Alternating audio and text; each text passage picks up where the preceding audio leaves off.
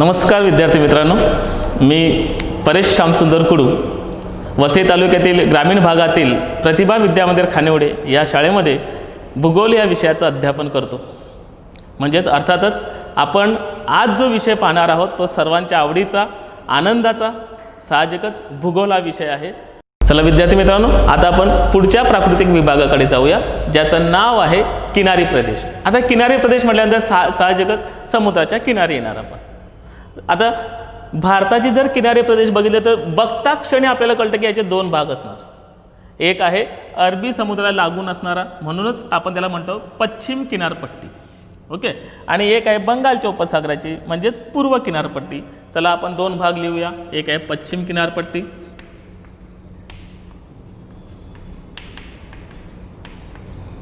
आणि एक आहे पूर्व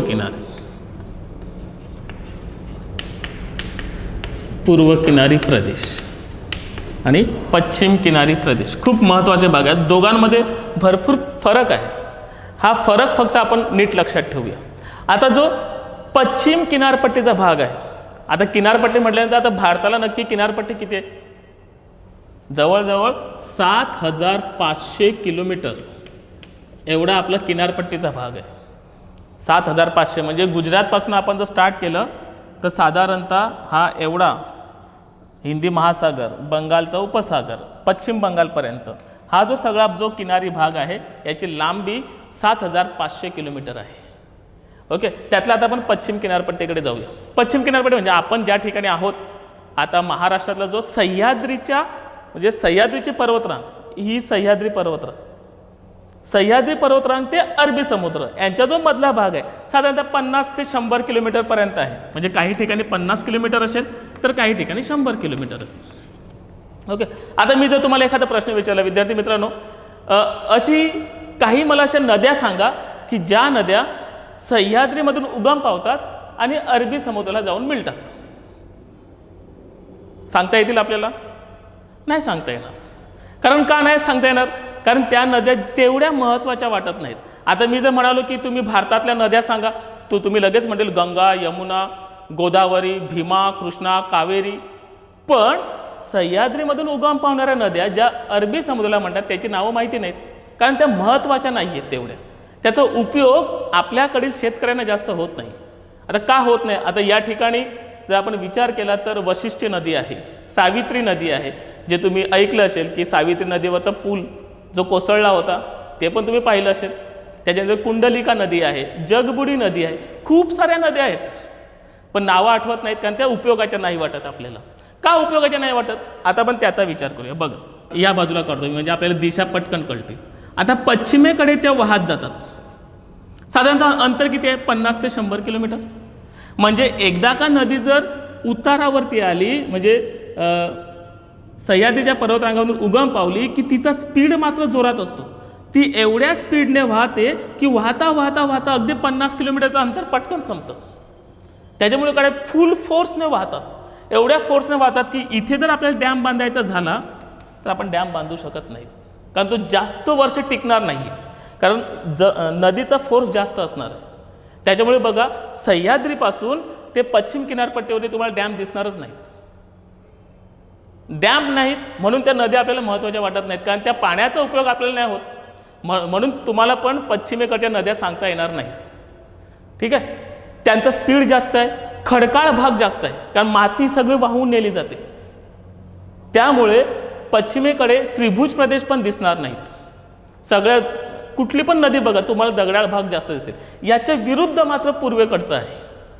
आता पूर्वेकडचा आपण विचार करूया, जरा इकडे स्क्रीनकडे बघा। या ठिकाणी बघा, सह्याद्री जो आहे, आपण आधी पश्चिम वाहिनी नद्या पाहिल्या म्हणजे पश्चिमेकडची किनारपट्टी आली। आता आपण जाऊया पूर्वकडच्या किनारपट्टीमध्ये। आता इकडून ज्या नद्या वाहत आहेत सह्याद्रीमधून त्या हळूहळू हळूहळू पूर्व किनारपट्टीकडे जातात, एकदम संथ गतीने जातात। आता गती जर संथ असेल तर साहजिकच धरणं बांधण्यासाठी पण सपाट जागा आहे, ऑलरेडी पठारी भाग आहे, धरणं पण बांधू शकतात। धरणं बांधले म्हणजे नद्यांचा उपयोग चांगला होऊ शकतो, तेथील पाणी आपल्याला वापरायला मिळू शकतं। आणि म्हणून पूर्व किनारपट्टीवरती नद्या संथ गतीने वाहतात, धरणे बांधण्यासाठी जागा चांगली आहे आणि त्या ठिकाणी तुम्हाला त्रिभुज प्रदेश दिसतील। त्रिभुज प्रदेश म्हणजे सुपीक जागा आणि पाण्याची व्यवस्था आहे, त्यामुळे पूर्व किनारपट्टीमध्ये वर्षातून 3 वेळा पिकं घेताना दिसतात. वर्षातून 3 वेळा पिकं घेतली जातात. ह्या नद्या संथ गतीने वाहतात, त्याच्यामुळे त्या ठिकाणी तुम्हाला त्रिभुज प्रदेश पण दिसतील. ओके. आणि धरणं बांधण्यासाठी जागा योग्य आहे.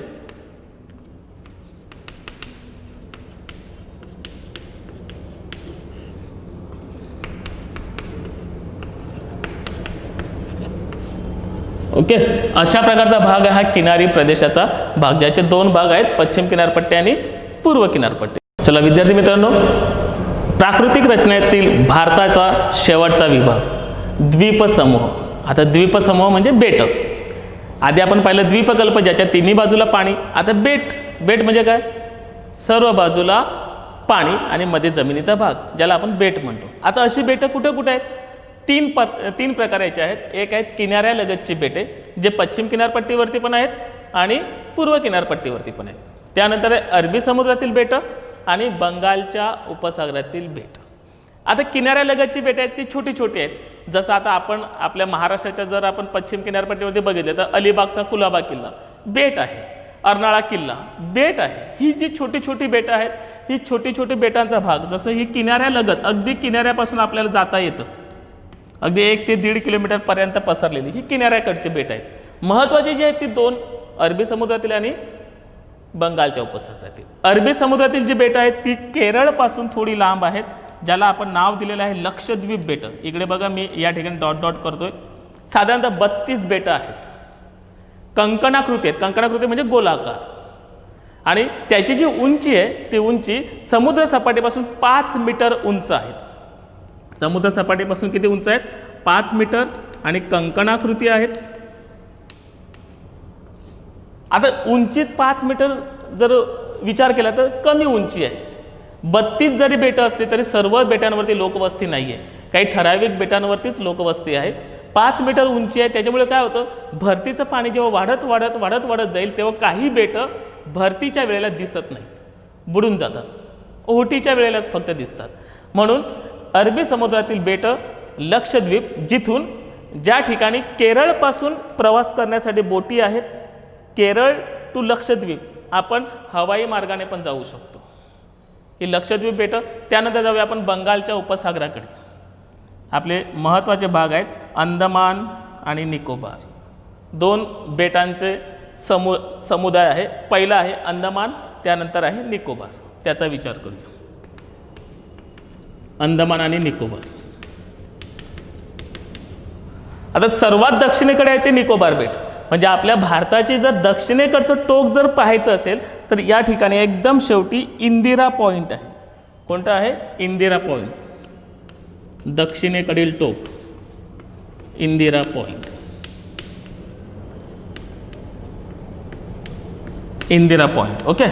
अंदमान आणि निकोबार याचं वैशिष्ट्य असं आहे की ह्या बेटांवरती लोकवस्ती तर आहेच. अंदमान निकोबार म्हटल्यानंतर तुम्हाला स्वातंत्र्यवीर सावरकर आठवले असतील. ठीक आहे. या अंदमानच्या भौगोलिकदृष्ट्या जर विचार केला तर त्या ठिकाणी एक बॅरन नावाचं बेट आहे. बॅरन. आता हे महत्त्वाचं का आहे? आधी हा या ठिकाणी निद्रिस्त ज्वालामुखी होता. आता निद्रिस्त ज्वालामुखीचे प्रकार माहिती आहेत. मृत ज्वालामुखी, निद्रिस्त ज्वालामुखी आणि जागृत ज्वालामुखी. मृत म्हणजे काय? मेलेला आहे. किती लाता मारा तो उठणार आहे का व्यक्ती? उठणार नाही, मेलेला आहे. म्हणजेच काय, इथे कधीही ज्वालामुखी होणार नाही, असा मृत ज्वालामुखी. त्यानंतर निद्रिस्त म्हणजे झोपलेला आहे, आज ना उद्या कधीतरी उठेल. म्हणजे आधी कधीतरी त्या ठिकाणी ज्वालामुखी झाला असेल आणि पुन्हा काही वर्षांनी होण्याची शक्यता असू शकते. पण हा निद्रिस्त असणारा ज्वालामुखी आता मात्र कन्वर्ट झालेला आहे जागृत ज्वालामुखीमध्ये. आता जागृत ज्वालामुखीमध्ये काय? जागृत म्हणजे जागा आहे, सतत सतत सतत सतत ज्वालामुखीचा उद्रेक होत असतो. असं जे ठिकाण आहे ते आहे बॅरन बेट. हे जागृत ज्वालामुखीचं ठिकाण आहे. अशा प्रकारचे हे 5 विभाग आपण बघितलेले आहेत. हिमालय, उत्तरेकडील मैदानी प्रदेश, द्वीपकल्पीय भाग, किनारी पट्टी आणि शेवटचा भाग आहे द्वीपसमूह. ओके. स्क्रीनकडे एकदा बघून घ्या मित्रांनो. चला विद्यार्थी मित्रांनो, भारताच्या प्राकृतिक रचनेनंतर आता जाऊया आपण ब्राझीलच्या प्राकृतिक रचनेकडे. खूप महत्त्वाचा विभाग आहे ब्राझीलची प्राकृतिक रचना. या ब्राझीलच्या प्राकृतिक रचनेचा विचार करताना पहिल्यांदा आपण विचार करणार आहोत उच्चभूमीचा. आता उच्चभूमी म्हणजे काय? उच्च म्हणजे उंच, जो भाग इतर भूभागापेक्षा उंच आहे, ज्याला आपल्या भारताकडे आपण ज्याला पठार म्हणतो तिकडे उच्चभूमी म्हणतात. ह्या उच्चभूमीचा जर आपण विचार करूया, तो विचार करताना बघा या ठिकाणी उत्तरेकडे गियानाची उच्चभूमी आहे. इकडे आला गियाना, इथे लिहून ठेवतो मी, गियानाची उच्चभूमी गियाना. आणि पूर्वेकडचा भाग साधारणतः आग्नेयेकडून या ठिकाणी भाग आहे ब्राझीलची उच्चभूमी. ब्राझील उच्चभूमी असे दोन भाग पडतात. आता आपण दक्षिण अमेरिकेचा जर विचार केला, दक्षिण अमेरिका खंडातील ब्राझील हा देश, ह्या दक्षिण अमेरिकेतील ह्या ज्या दोन भूमी आहेत, या दोन्ही भूमींना म्हणतात गाभा क्षेत्र. दक्षिण अमेरिकेतील गाभा क्षेत्र, त्याचबरोबर दक्षिण अमेरिकेतील ढाल क्षेत्र. आता ढाल क्षेत्र म्हणजे काय? असा भूभाग जो कधीही पाण्याखाली गेलेला नाही, त्याला आपण म्हणतो ढाल क्षेत्र. आता पाण्याखाली कसा काय जाईल? कारण का नाही जाणार? त्याची उंचीच जास्त आहे, उच्चभूमीचा आहे, म्हणून त्याला म्हणतो आपण ढाल क्षेत्र. त्यानंतर लिहिले की ब्राझीलचं पठार, हे दोन्ही पण उच्चभूमीचे जो भाग आहे ते ब्राझीलचे पठार या नावाने ओळखले जातात, ज्याचा एक भाग आहे गियानाची उच्चभूमी, दुसरा भाग आहे ब्राझीलची उच्चभूमी. त्यातला आता पहिला भाग आपण बघूया, गियाना उच्चभूमी. आता गियाना उच्चभूमी कोणत्या दिशेला आहे? बघा उत्तरेकडे. कोणती राज्य आहेत या भागामध्ये? राज्य आहेत रोराईमा, पारा, आमापा अशा 3 राज्यांमध्ये विस्तारलेला आहे. इथे मी लिहिलं बघा, रोराईमा, पारा, आमापा या ब्राझीलच्या 3 राज्यांमध्ये आहे. कुठून स्टार्ट झालेले आहे? व्हेनेझुएला, जे बाजूला व्हेनेझुएला आहे ते व्हेनेझुएलापासून ते फ्रेंच गियाना, या ठिकाणी फ्रेंच गियाना आहे. ओके, इथे फ्रेंच गियानापर्यंत आहे. अँडीज पर्वतामधली ही पर्वतरांग आहे. व्हेनेझुएलापासून फ्रेंच गियानापर्यंत 3 राज्य आहेत, रोराईमा, पारा आणि आमापा. आता त्यानंतरचा जो महत्त्वाचा भाग आहे, जो एका वाक्यासाठी प्रश्न येतो की गियानाची उच्चभूमी जी आहे, इवन आपण असं म्हणूया की ब्राझीलमधील सर्वात उंच शिखर कुठलं? जसं आपण भारताचा विचार केला, भारतामध्ये K2 आपण सांगितलं, K2 किंवा K2, तसं ब्राझीलमधलं आहे पिको दी नेब्लिनो. काय नाव आहे? पिको दी नेब्लिनो, ज्याची उंची आहे 3014 मीटर. अशा प्रकारची ही गियानाची उच्चभूमी आहे. 3 राज्य, व्हेनेझुएला टू फ्रेंच गियाना आणि पिको दी नेब्लिनो उंच शिखर. त्यानंतर जाऊया आपण ब्राझीलच्या उच्चभूमीकडे. आता ब्राझीलची उच्चभूमी या ठिकाणी आली बघा. हा जो भाग आहे हा ब्राझीलच्या उच्चभूमीचा भाग आहे. या ब्राझीलच्या उच्चभूमीचा उतार आपण आधी पाहिलं की इथून जी ॲमेझॉन नदी वाहते, काही नद्या ह्या ब्राझीलच्या उच्चभूमीतून उगम पावतात आणि त्या ॲमेझॉन नदीकडे जातात. म्हणजेच उतार कुठे आला? उत्तरेकडे आला. जी पॅराग्वे नदी आहेत त्या नद्या तर अशा दक्षिणेकडे जातात किंवा नैऋत्येकडे जातात. म्हणजेच ह्या उच्चभूमीचा उतार दक्षिणेकडे पण आहे आणि साओ फ्रान्सिस्को आहे ती पूर्वेकडे जाते.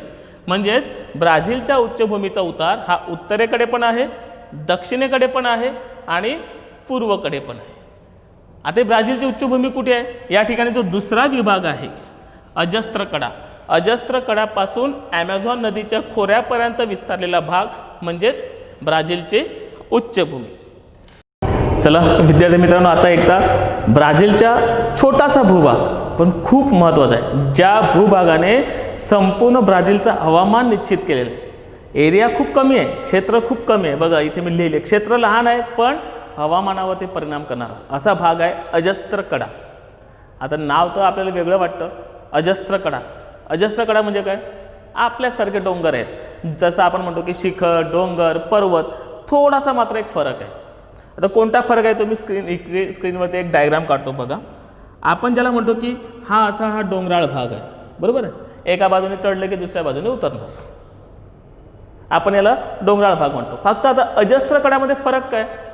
एका बाजूने आपल्याला उतार, सौम्य उतार दिसतो, परंतु दुसऱ्या बाजूने उतार तीव्र असतो.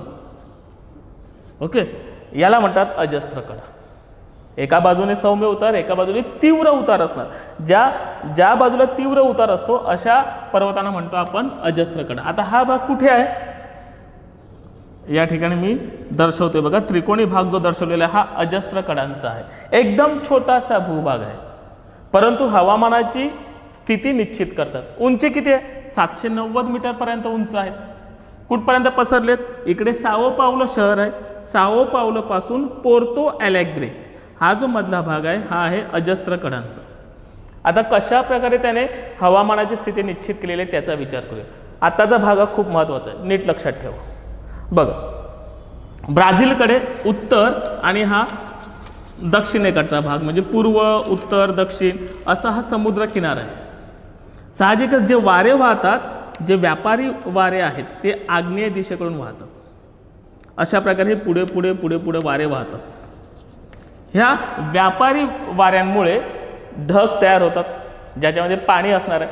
आपण एकदम सिंपलपणे मी इकडे समजावतो. बघा, हे ढग तयार झालेले आहेत, ओके, जे पाण्याने भरलेले आहेत. आता हे ढग व्यापारी वाऱ्यांमुळे पुढे पुढे पुढे पुढे पुढे पुढे येतील. व्यापारी वाऱ्यामुळे इकडे आले, आता इथपर्यंत आले. आता ही अजस्त्र कडा आहे, इथे मी नाव पण लिहितो, अजस्त्र कडा. आता मला सांगा, हे जर ढग वाऱ्याने पुढे पुढे यायला लागले तर काय होणार? कुठे अडणार? अजस्त्र कड्याला अडून जातील. अडल्यानंतर जो संपूर्ण पाऊस आहे तो त्याच भागामध्ये पडेल. हा संपूर्ण पाऊस पडला म्हणजेच हा जो पूर्वेकडचा जो भाग आहे हा जास्त पर्जन्याचा प्रदेश आहे. इकडे भरपूर पाऊस आहे. हे संपूर्ण या ढगातलं पाणी रिकामं झालं की आता ढग हलके होणार. हलके झाले की ते वरती जाणार आणि मग अजस्त्र कडा क्रॉस करणार आणि इकडे येणार ढग. आता मला सांगा, अजस्त्र कडाच्या पश्चिमेकडे ढग आले, हलके झाले, पाणी सगळं संपलेलं आहे. आता पश्चिमेकडच्या भागात पाऊस पडेल का? पश्चिमेकडच्या भागामध्ये पाऊस पडेल का?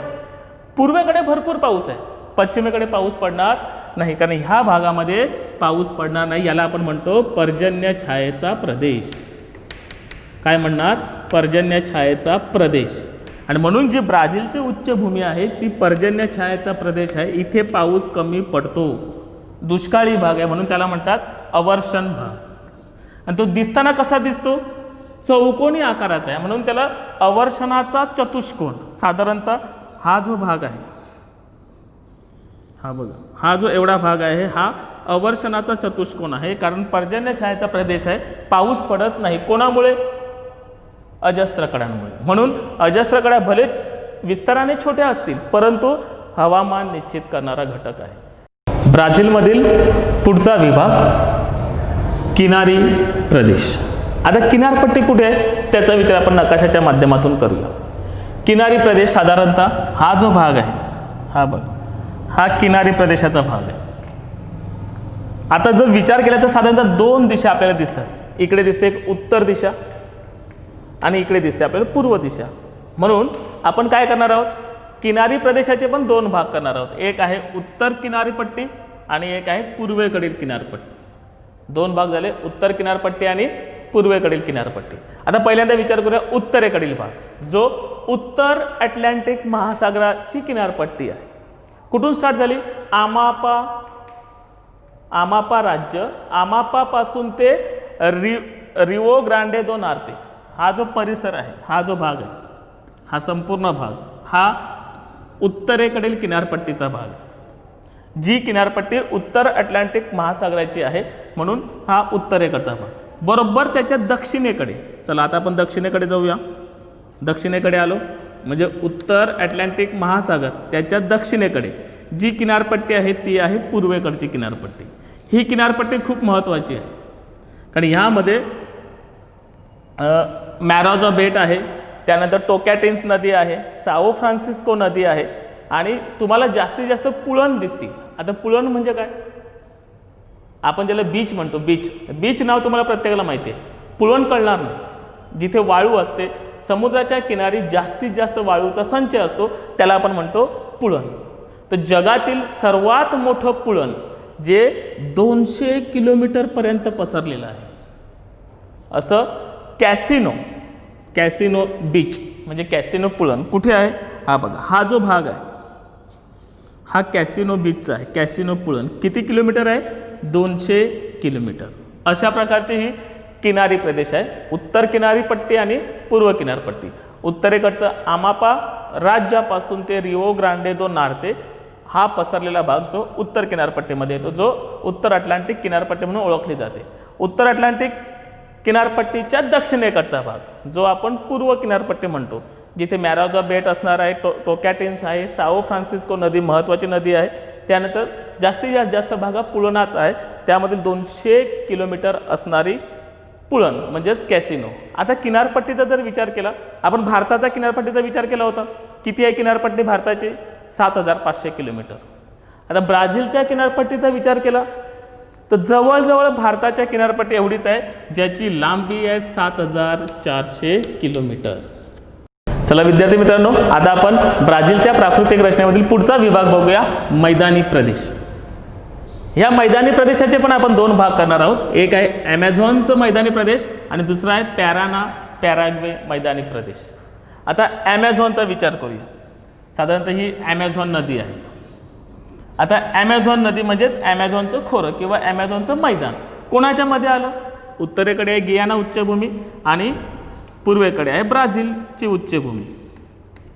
ब्राझील उच्चभूमी, ब्राझीलची उच्चभूमी आणि गियानाची उच्चभूमी यांच्या मधला भाग. साधारणतः हा जो भाग आहे 1300 किलोमीटरपर्यंत पसरलेला आहे. विस्तृत भूभाग आहे, परंतु दुर्गम आहे, जिथे लोक राहत नाहीत. मोठी नदी असून पण लोक राहत नाहीत, कारण हवामान रोगट हवामान आहे, सुव्यवस्था त्या ठिकाणी मिळत नाही, जंगल भाग आहे. त्याच्यामुळे ह्या ॲमेझॉनच्या खोऱ्यामध्ये, ह्या मैदानी भागामध्ये जास्त लोकवस्ती मिळत नाही. साधारणतः विचार केला तर जसं जसं आपण पश्चिमेकडे जाणार तसं तसं हा भाग अजून रुंद होत जातो, मोठा मोठा होत जातो. जसे जसे आपण पश्चिमेकडे येणार तसा हा भाग रुंद होत जाणार. असा हा ॲमेझॉन मैदानी प्रदेश जो उत्तरेकडे आहे, ब्राझीलची उच्चभूमी आणि गियानाच्या उच्चभूमीच्या मधला आहे. इथे मी नाव लिहितो ॲमेझॉन. ओके.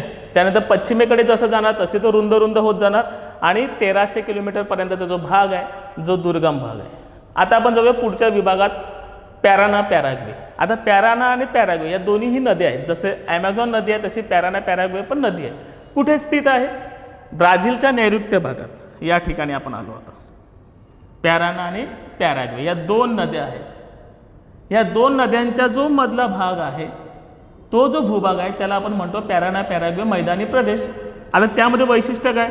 एक पॅन्टॅनल नावाचा जो भूभाग आहे, पॅन्टॅनल, जिथे दलदलीचा भाग आहे. हा जो भाग आहे हा दलदलीचा भाग आहे. ज्या ठिकाणी ॲनाकोंडा आपण फक्त पिक्चरमध्ये पाहिलेला आहे, तो ॲनाकोंडा बघायचा असेल तर आपल्याला पॅन्टॅनलला जावं लागेल.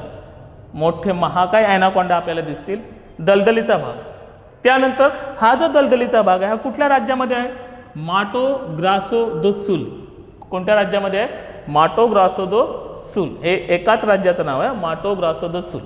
अशा प्रकारे नैऋत्यकडचा भाग आहे तो आहे पॅराना पॅराग्वे आणि उत्तरेकडील गियानाची उच्चभूमी आणि ब्राझीलची उच्चभूमी यांचा जो मधला भाग आहे तो आहे ॲमेझॉनचं मैदानी प्रदेश. विद्यार्थी मित्रांनो, पुढचा भूभाग आहे द्वीपसमूह. म्हणजेच आधी आपण पाहिलेले आहे द्वीपसमूह म्हणजे काय? बेट. यामध्ये पण 2 भाग केलेले आहेत. एक आहे किनारी बेटे आणि दुसरा आहे सागरी बेटे. किनारी बेटे म्हणजे काय? किनाऱ्याला लागून असणारे, जवळचे, जे संचयनाने तयार झालेले आहेत. ही किनारी बेटे संरक्षणाच्या दृष्टीने खूप महत्त्वाची आहेत. जी प्रवाळ बेटे आहेत, आता जेवढी बेटे जास्त तेवढं किनारपट्टीचं संरक्षण होणार. आता आपण एकदा विचार करूया. बघा इकडे या ठिकाणी समजा अशी बेटं आहेत, छोटी मोठी काय ते बेटं असतील. आता जेव्हा सागरी प्रवाह जोरात येतो, लाटा येतात, त्या लाटा कोणाला आदळतील? या ठिकाणी जी बेटं आहेत ह्या बेटांना आदळतील. म्हणजे कोणाचं संरक्षण झालं? आपल्या किनारी भागाचं संरक्षण होतं. जसं गेटवे ऑफ इंडियाला जर तुम्ही पाहिलं असेल तर त्या ठिकाणी भिंत बांधलेली, त्या भिंतीला लाटा येतात, भिंतीला अडतात, पुन्हा जातात.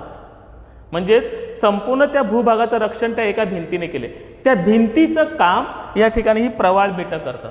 लाटा येतील, ह्या बेटांना आदळतील, पुन्हा निघून जातील. म्हणजेच किनारपट्टीचं रक्षण करण्यामध्ये ही किनारी बेटं खूप महत्त्वाची आहे, जी संचयनाने तयार झालेली आहे. त्यानंतरचे आहेत सागरी बेटं. आता सागरी बेटं म्हणजे काय? की जी मुख्य भूभागापासून 300 किलोमीटर आतमध्ये असणार. 300 किलोमीटर जी खडकाळ आहेत. आता तिकडे बेटं कशी काय झाली? आता आपण विचार करूया की समजा आता अशा प्रकारचा हा समुद्राच्या आतली रचना आहे. हा समुद्र आहे, सागरतळ आपण ज्याला म्हणू शकतो. हे समुद्राचं पाणी. ओके, ही मुख्य भूमी आहे. आता मुख्य भूमीपासून ह्या ठिकाणी आपल्याला हे बेट दिसणार. आता हे बेट कसं काय तयार झालं? मुळातच तो पर्वत आहे. आकृतीमध्ये तुम्हाला दिसते हा पर्वत आहे. जलमग्न पर्वत ज्याला म्हणतात, की समुद्राने वेढलेला असा पर्वत आहे. त्याचा जो शिरोभाग आहे, हा जो भाग फक्त दिसतोय हा बेटासारखा दिसेल. ओके, म्हणून जे 300 किलोमीटर दूरवर पसरलेली जी बेटं आहेत ती बेटं जलमग्न पर्वताचा शिरोभाग आहे. ओके, ही किती लांब दिसतात? 300 किलोमीटर. अशा प्रकारचा हा द्वीपसमूहाचा भाग आहे. आणि या ठिकाणी आपण प्राकृतिक रचनेचे जे दोन्ही भाग आहेत, भारताची प्राकृतिक रचना आणि ब्राझीलची प्राकृतिक रचना, यांचा विचार केलेला आहे. याच्या पुढचा भाग आहे तो आपण जाऊया पुढच्या भागामध्ये, जलप्रणाली. पाहूया आता आपण जलप्रणाली. चला मित्रांनो, आता जाऊया आपण पुढच्या भूभागाकडे, जलप्रणाली. खूप महत्त्वाचा भाग आहे. या जलप्रणालीचा विचार करताना आपण आता पहिल्यांदा पाहणार आहोत ब्राझीलमधील जलप्रणाली. जलप्रणाली म्हणजे नद्यांचे खोरे. कोणत्या कोणत्या नद्या महत्त्वाच्या आहेत त्याचा विचार करणार आहोत. आता बघूया आपण. पहिल्यांदा आहे ॲमेझॉनचं खोरं. महत्त्वाची नदी आहे, सर्वात मोठी नदी आहे. हे ॲमेझॉनचं खोरं जे आहे, आता ॲमेझॉन नदीचा जर तुम्ही विसर्ग पाहिलात, म्हणजे विसर्ग म्हणजे काय, की समजा तुम्ही आता किनारपट्टीच्या भागामध्ये गेलात आणि फक्त 1 सेकंद वाट बघायची. ह्या एका सेकंदामध्ये 2 लाख घनमीटर, 2 लाख घनमीटर. आता विचार करतील सर 2 लाख घनमीटर म्हणजे किती? 1 घनमीटर म्हणजे 1000 लिटर पाणी. आता त्याला 1000 गुणिले 2 लाख करा, किती पाणी होईल बघा. हे किती एका सेकंदात समुद्राला मिळतं. एवढी मोठी ॲमेझॉन नदी आहे. चला जाऊ दे, अजून एक आपण विचार करूयात. आता 2 काठ असतात, 2 किनार असतात ना. आता नदी म्हटल्यानंतर अशा प्रकारची ही नदी वाहणार. ओके, एक हा काठ झाला, हा दुसरा काठ झाला. जेव्हा ती अटलांटिक महासागरावर मिळते त्यावेळेस समजा एक भाऊ एका काठावरती आणि दुसरा भाऊ दुसऱ्या काठावरती. आपल्याकडच्या नद्या बघा, आपल्याला पुढच्या काठावरती कोण आहे तो दिसतो. ॲमेझॉन नदीचं वैशिष्ट्य असं आहे की या काठापासून, एका काठापासून दुसरा काठ किती लांब असेल? साधारणपणे 150 किलोमीटर. तर 150 किलोमीटरचा विचार केलात तर एक काठ जर मुंबईला असेल तर दुसरा काठ गुजरातच्या बाउंड्रीला असणार. एवढा मोठी नदी ही ॲमेझॉन नदी आहे. ओके, साधारणतः रुंदी किती आहे? 150 किलोमीटरपर्यंतची आहे. जलवाहतुकीच्या दृष्टीने ही खूप महत्त्वाची आहे. बघा, जी सागरी मार्गाने जलवाहतूक होणार, जलवाहतुकीसाठी महत्त्वाचं काय असतं? पाणी खोल लागतं आणि रुंदी पण जास्त पाहिजे. ह्या दोन्ही गोष्टी ॲमेझॉन नदीमध्ये येतात, की जे जलवाहतूक समुद्राच्या मार्गातून नदीच्या मार्गाने पुढच्या देशापर्यंत पोहोचते. म्हणजे संपूर्णपणे ॲमेझॉन नदी ही जलवाहतुकीसाठी आहे. जिथे इकडे मॅनॉस हे बंदर आहे, महत्त्वाचं बंदर आहे. ओके, त्यानंतर ह्या ॲमेझॉन नदीचा उगम बघूया आपण. हे ॲमेझॉन नदी गियानाच्या उच्चभूमीपासून झालेली आहे, जी अँडीज पर्वतातून पेरू या देशातून, पेरू हा देश इकडे पश्चिमेकडे आला. पेरू या देशापासून अँडीज पर्वतापासून पूर्वेकडे वाहत गेलेली आहे. पाण्याचा विसर्ग आपण पाहिला, गाळाचा संचय झालेला आहे. आता फोर्स जास्त आहे, विस्तृत जास्त आहे, त्याच्यामुळे जास्तीत जास्त गाळाचा संचय होतो. आणि मुखाकडच्या भागात या ठिकाणी मॅराजॉ बेट सर्वात मोठं बेट या ठिकाणी ॲमेझॉन नदीने तयार केलेलं आहे. ओके, ही झाली ॲमेझॉनचं खोरं. महत्त्वाच्या गोष्टी आहेत इकडे बघा. 150 किलोमीटर, त्यानंतर जलवाहतूक, 2 लाख घनमीटर प्रति सेकंद पाण्याचा विसर्ग होतो. आणि उगम कुठून आहे तो. त्यानंतर बघूया आपण पॅराना आणि पॅराग्वे. पॅराग्वे आधी आपण पाहिलं की नैऋत्येकडे येतो आपण, म्हणजे साधारणतः दक्षिणेकडचा भूभाग. पॅराग्वे नदी, ज्या नद्या, दोन्ही नद्या पुढे ब्राझीलमधून अर्जेंटिनामध्ये जातात. हा ब्राझीलचा भाग एवढाच आहे. इकडून अर्जेंटिनामध्ये गेल्या, अर्जेंटिनामध्ये त्या प्लाटा नदीला मिळतात.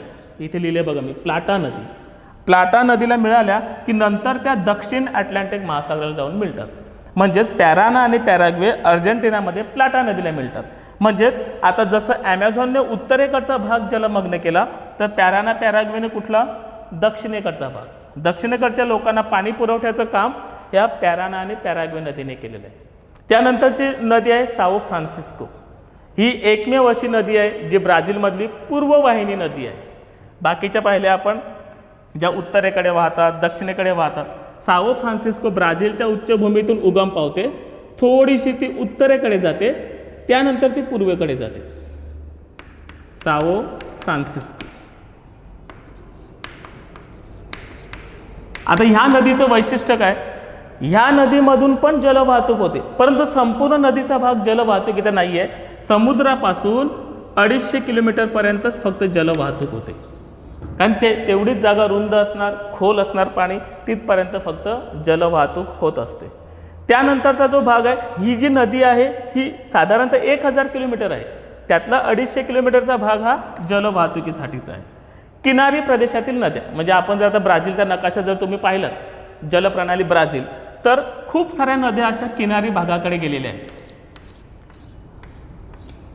पेरानिबा, इटापेकुरू अशा वेगवेगळ्या नद्या आहेत. त्यातल्या काही नद्या या उत्तर किनारपट्टीला मिळतात, काही नद्या ह्या पूर्व किनारपट्टीला मिळतात, परंतु त्यांची लांबी थोडी कमी आहे, पण लोकवस्ती मात्र दाट आहे. अशा प्रकारचे 4 भाग आहेत. ॲमेझॉन नदीचं खोरं, त्यानंतर पॅराना पॅराग्वे, त्यानंतर साओ फ्रान्सिस्को आणि किनारी प्रदेश.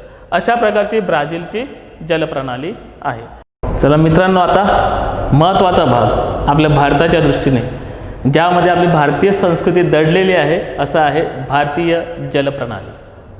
या भारतीय जलप्रणालीचा विचार करताना आपण पहिल्यांदा विचार करणार आहोत हिमालयीन नद्या.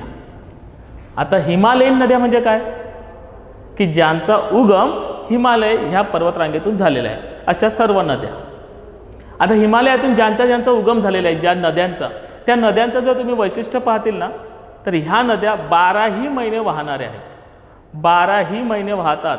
आता विचार करूया आपण, पावसाळ्यामध्ये पावसाचं पाणी आहे, मग उन्हाळ्यात प्रखर सूर्यप्रकाशामुळे काय होतं, हिमालयातील बर्फ वितळतं आणि ते वितळलेलं बर्फ पुन्हा नदीच्या माध्यमातून येतं, म्हणून त्या ठिकाणी उन्हाळ्यात पण पूर येतात. जर जास्त बर्फ वितळला तर नद्या दुथडी भरून वाहतात, आणि म्हणून त्यांना म्हणतात युवावस्थेतल्या नद्या. युवावस्थेत म्हणजे सतत प्रवाही, युवक म्हणतात ना, युवक म्हणजे एकदम सळसळतं रक्त, युवावस्था.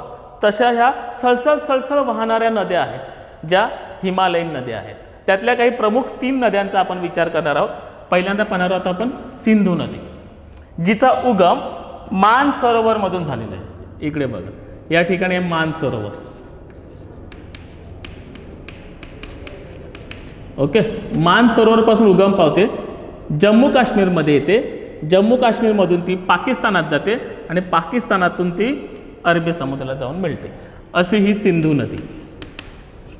सिंधू नदी कुठून उगम पावते, मानसरोवर, मानसरोवरापासून ती जम्मू काश्मीरला येते, जम्मू काश्मीरमधून पाकिस्तानात जाते, पाकिस्तानातून ती अरबी समुद्राला जाऊन मिळते. या सिंधू नदीची महत्त्वाची उपनदी आहे सतलज, जी जम्मू काश्मीरमधून पुन्हा ती सुद्धा पाकिस्तानकडे वळते. पण पंजाबचा जो भूभाग आहे, तो भूभाग मैदानी बनवण्यामध्ये ह्या सिंधू नदीच्या ज्या उपनद्या आहेत त्यांचा खूप मोठा भाग आहे.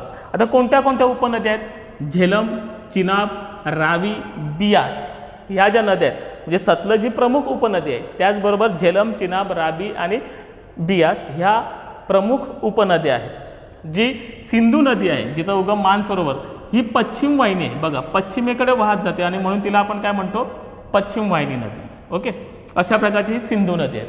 महत्त्वाचा भाग बघा, फक्त उगम, उपनद्या आणि जी राज्य आहे, जम्मू काश्मीर टू पाकिस्तान. ओके, त्यानंतर पाहूया आपण गंगा नदी, खूप महत्त्वाची नदी, जिचा उगम गंगोत्री या ठिकाणापासून झालेला आहे. गंगोत्री, ह्या गंगोत्री ठिकाणापासून उगम पावते, म्हणजेच उत्तराखंडमधून उत्तर प्रदेशमध्ये येते, उत्तर प्रदेशमधून बिहार, झारखंड, पश्चिम बंगाल, बांगलादेशकडे जाते आणि बंगालच्या उपसागराला जाऊन मिळते. अशी ही गंगा नदी.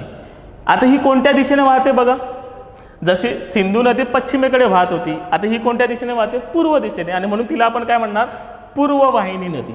काय म्हणणार आपण, पूर्ववाहिनी, कारण ती पूर्व दिशेला वाहते. आता हिच्या ज्या उपनद्या आहेत, हा जो द्वीपकल्पीय भाग आहे, इकडून पण काही नद्या तिला मिळतात. आता द्वीपकल्पावरून कोणत्या कोणत्या नद्या मिळतात बघा, चंबळ, केन, बेटवा आणि शोण, ह्या द्वीपकल्पावरून गंगा नदीला जाऊन मिळतात. तसेच इतर ज्या हिमालयातून येणाऱ्या पण तिच्या काही उपनद्या आहेत, यमुना, घागरा, गंडक, कोसी, रामगंगा, ह्या सगळ्या हिमालयातून येणाऱ्या आहेत. यमुना नदी प्रमुख नदी आहे, जिचा उगम यमुनोत्री या ठिकाणाहून झालेला आहे. अशी ही गंगा नदी खूप महत्त्वाची आहे, कारण हा संपूर्ण जो भूभाग आहे, हा भूभाग सुपीक जमिनीचा भाग तयार करण्यामध्ये गंगा नदीचं खूप मोठं काम आहे. त्यानंतरचा भूभाग आहे दुसरी नदी आहे ब्रह्मपुत्रा नदी. आता ब्रह्मपुत्रा नदीचा उगम तिबेटमधून झालेला आहे. तिबेट आपल्याला बघा, चीन कधी कधी घाबरवतं की आम्ही ब्रह्मपुत्रेचं पाणी अडवून ठेवणार, कारण का उगम त्यांच्याकडे झालेला आहे. ब्रह्मपुत्रेचे जे धरण आहेत ते धरण पण त्यांच्याच भागात आहेत. अशी ब्रह्मपुत्रा नदी तिबेटमधून येते, अरुणाचल प्रदेशमध्ये येते, त्यानंतर आसाममधून ती बांगलादेशकडे जाते. म्हणजेच ही जी नदी आहे ही सुद्धा पश्चिम वाहिनी होते बघा, पूर्वेकडून आली पश्चिमेकडे चालली. ओके, आता या ब्रह्मपुत्रा नदीची उपनदी एकुलती एक आहे, ती आहे सुबनसिरी. फक्त महत्त्वाचा भाग काय की ह्या दोन्ही नद्यांनी म्हणजे गंगा आणि ब्रह्मपुत्रा, ही आहे ब्रह्मपुत्रा, या दोन्ही नद्यांनी एकत्र येऊन जो उत्तरेकडचा भूभाग आहे तो मैदानी बनवलेला आहे आणि त्रिभुज प्रदेश तयार केलेला आहे. अशा प्रकारचा जिचा उगम तिबेटमधून झाला बघा. ब्रह्मपुत्रा तिबेट, गंगा गंगोत्री, सिंधू मानसरोवर. गंगा नदी जाते उत्तराखंड, उत्तर प्रदेश, बिहार, झारखंड, पश्चिम बंगाल, बांगलादेश. ब्रह्मपुत्रा तिबेट, तिबेटमधून अरुणाचल प्रदेश, आसाम नंतर बांगलादेश. ओके, अशा प्रकारच्या तिन्ही ज्या नद्या आहेत ह्या हिमालयातून उगम पावणाऱ्या नद्या आहेत. एकदा स्क्रीनकडे नीट बघून घ्या. आधी आपण पाहिलं हिमालयीन नद्या, आता पाहतोय आपण द्वीपकल्पीय नद्या. आता द्वीपकल्पीय नद्या म्हणजे काय, ज्या द्वीपकल्पावरून वाहतात. ओके, त्याच्यामध्ये आता दोन भाग होतील. एक होणार पश्चिम वाहिनी जे पश्चिमेकडे वाहतात आणि दुसऱ्या होणार पूर्व वाहिनी. पूर्व वाहिनी ओके, ज्या पूर्वेकडे वाहतात. आता आपल्या पुस्तकात 3 पार्ट दिलेत. एक दिला हिमालयीन नद्या, दुसरा दिला द्वीपकल्पीय नद्या आणि तिसरा आहे बंगालच्या उपसागराला मिळणाऱ्या नद्या. आता बंगालच्या उपसागरा म्हणजे कोणत्या, त्याच पूर्ववाहिनी नद्या. ज्या पूर्ववाहिनी आहेत त्याच बंगालच्या उपसागराला जाऊन मिळतात. ओके, म्हणजे पूर्ववाहिनी नद्यांचा विचार आपण तिसऱ्या पार्टमध्ये करणार आहोत. आता बघूया आपण पश्चिम वाहिनी नद्या. आता पश्चिम वाहिनी म्हणजे आता पश्चिमेकडचे राज्य केरळ, कर्नाटक, महाराष्ट्र आणि गुजरात. याच्यातील ज्या महत्त्वाच्या नद्या आहेत त्या तापी, माही, साबरमती, नर्मदा ह्या सगळ्या पश्चिम वाहिनी नद्या आहेत. ज्या साबरमती नदी ही खंबातच्या आखाताकडे जाते. त्यानंतर लुनी नदी ही खूप महत्त्वाची आहे, जी राजस्थानमधली पश्चिम वाहिनी एकमेव नदी आहे. लुनी नदी, जिला लवणावरी असं पण म्हणतात, जी अरवलीच्या पर्वतरांगेतून निघते आणि जी नदी पश्चिम वाहिनी नदी आहे, पश्चिमेकडची वाहत जाते. आता ह्या नदीचं वैशिष्ट्य काय, बाकीच्या नदी आहेत त्या कुठे ना कुठे समुद्राला जाऊन मिळतात. ही नदी अशी आहे जी समुद्राला जाऊन मिळत नाही, लुप्त होऊन जाते. आता लुप्त का झाली, आता आपण थोड्याशा भौगोलिक रचनेचा विचार करूया. राजस्थान म्हणजे साधारणतः 250 मिलीमीटर पाऊस, जेमतेम पाऊस, म्हणजेच ऑलरेडी पाऊस कमी आहे. राजस्थान म्हटल्यानंतर हीट किती असणार, 37-38 डिग्री, 40 डिग्री टेम्परेचर. त्याच्यामध्ये वाळू म्हणजे लवकर ह्या पाण्याचं बाष्पीभवन होतं आणि पाणी संपून जातं. आणि म्हणून असं म्हणतात की ही नदी पश्चिमेकडे वाहते आणि मध्येच लुप्त होऊन जाते. अशी ही लुनी नदी. या सर्व नद्या ह्या पश्चिम वाहिनी नद्या आहेत. त्यानंतर आपण पाहणार आहोत बंगालच्या उपसागराला मिळणाऱ्या नद्या म्हणजेच पूर्ववाहिनी नद्या. या पूर्ववाहिनी नद्यांमध्ये महत्त्वाचे सह्याद्रीच्या पर्वतरांगांपासून वाहणाऱ्या गोदावरी नदी, जिचं भारतामधील दुसऱ्या क्रमांकाचं पाणलोट क्षेत्र आहे, मोठी नदी आहे गोदावरी नदी. वर्धा, वैनगंगा, प्राणहिता ह्या त्याच्या उपनद्या आहेत. त्यानंतरची आहे कृष्णा नदी. बघा, या ठिकाणी आली गोदावरी, त्यानंतर कृष्णेचं खोरं, ही झाली कृष्णा, आणि त्यानंतर आहे कावेरीचं खोरं, कावेरी नदी. गोदावरी, कृष्णा आणि कावेरी. कृष्णेच्या उपनद्या आहेत भीमा आणि तुंगभद्रा. आणि कावेरी नदी जी तामिळनाडूकडे जाते. आणि कावेरी नदीचं वैशिष्ट्य असं आहे की ज्या ठिकाणी वर्षातून 3दा पिकं घेतली जातात. अशा प्रकारच्या या बंगालच्या उपसागराला जाऊन मिळणाऱ्या नद्या आहेत. हे संपूर्ण प्रकरण विद्यार्थी मित्रांनो खूप महत्त्वाचं आहे. या संपूर्ण प्रकरणामध्ये आपण एकूण 5 भाग पाहिलेले आहेत. पहिला भाग पाहिला आपण नकाशाशी मैत्री केली, प्रश्नोत्तरे पाहिले की ज्याच्यातून आपल्याला या प्रकरणाची जिज्ञासा निर्माण झाली आणि पूर्वज्ञान पण आपलं जागृत झालं. त्यानंतर आपण 2 भाग जे पाहिलेत ते भाग आहेत प्राकृतिक रचनेचे.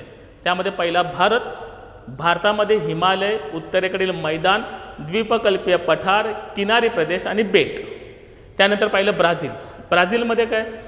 ब्राझीलमध्ये आपण पाहिलं उच्चभूमी, अजस्त्र कडा, मैदानी प्रदेश, किनारी प्रदेश आणि बेट असे प्राकृतिक रचनेचे 2 भाग.